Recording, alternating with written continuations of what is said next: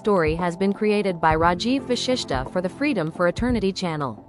And before we begin, let me ask you something. Is this life our enemy? Or is it a tailor-made journey, designed uniquely for each one of us? Is it a place to suffer, to struggle, or is it a place to enjoy, to taste pleasures, to discover meaning? The story you are about to hear asks these profound questions. It is not just about one person. It could be about you, it could be about me, it could be about all of us.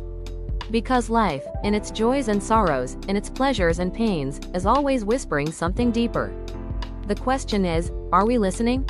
So please, watch and reflect. This is a story of seeing life as a tailor-made journey for each of us. Part 1. Do we hate life or love life? Chapter 1. Dreadful Past. Why are you so restless? John asked Peter. How do you mean? Peter replied, then paused, surprised by his own phrasing. He had said how instead of what? John didn't respond immediately. He smiled and said, See, even your words don't ask your permission before leaving your mouth. Your mouth has a mind of its own now. Peter froze. What are you saying, John? He whispered. You know exactly what I'm saying. Anyway, how is better than what, and I'll tell you why. John stood up and gazed out the window. Peter sat silently, looking depressed, lost, and confused. He had recently been diagnosed with AIDS and was nearing the final phase of his life. At just 25, he had lived fast, too fast. It felt as though he had crammed a lifetime into those years, and now, time had run out. Peter, first tell me, what do you think is wrong with your life? John's voice was gentle but firm. He had tried to share this truth with many others before, but few were ready. Was Peter? Peter's eyes pleaded silently, unwilling to revisit his past. But John's gaze didn't waver, and so Peter began to speak his deepest fears. Chapter 2. Lonely Past. I'm an only child. Money was never a problem, time was. My parents were independent in every way. They barely spoke to each other, and even less to me. I had unlimited access to money, and no one ever asked where I spent it. From the beginning, I was curious about life, relationships, money, even spirituality. But what pulled me in was pleasure. I threw wild parties, but people lost interest quickly. Once they had their drink, sex, or drugs, they became aimless and left. They could stretch the fun, but only to a limit. Then I started indulging with girls, many kinds. But it never lasted. One day I realized I was gay. Another time, I thought I was bisexual. But the core issue was, I was never satisfied. No matter what I had, I was haunted by something dark. A fear, a void, like death was always lurking, ready to erase me. I kept traveling. From one place to another, one partner to another, swinging between boys and girls. Nothing helped, the fear never left. Peter paused. How about your parents? John asked gently. They're working professionals. I don't know if they're faithful or have other partners. It doesn't matter. I respect them for always being there when I needed them. But they were just as clueless as I was. My questions made them uncomfortable. They sent me to the best psychiatrists, spiritual leaders, and therapists. I even spent a month in Tibet, but in the end, my questions remained unanswered. Peter fell silent again. They didn't answer any of your questions? John asked, surprised. Not really. Most philosophies talk about the journey within. But what is within? What am I supposed to look for? I was told to be mindful, but then what? I was asked to observe my body, my sensations. I sat there like a fool. I saw people asking the same questions, getting the same answers, and somehow feeling satisfied. But I never knew what to do. I stayed curious. Peter turned to the window. Didn't they tell you what benefits you'd gain from meditation or mindfulness? John asked. Peter nodded slowly.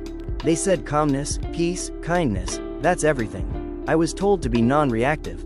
A Stoic guru once told me to focus on memento mori and amor fati.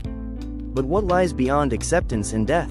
We argued senselessly, and I ran away. Chapter 3. Tailor-Made Life. Sex was my biggest interest. But even that left me exhausted. I struggled with so many things. I asked why Buddha left his father's palace. And somewhere along the way, after multiple partners, I got AIDS. Now I'm here, lost, fatigued, and with almost no time left. Do you think your life is tailor-made? John asked. What do you mean? Peter replied, surprised. Everything that happens, directly or indirectly, might have a purpose. John said, still looking out the window.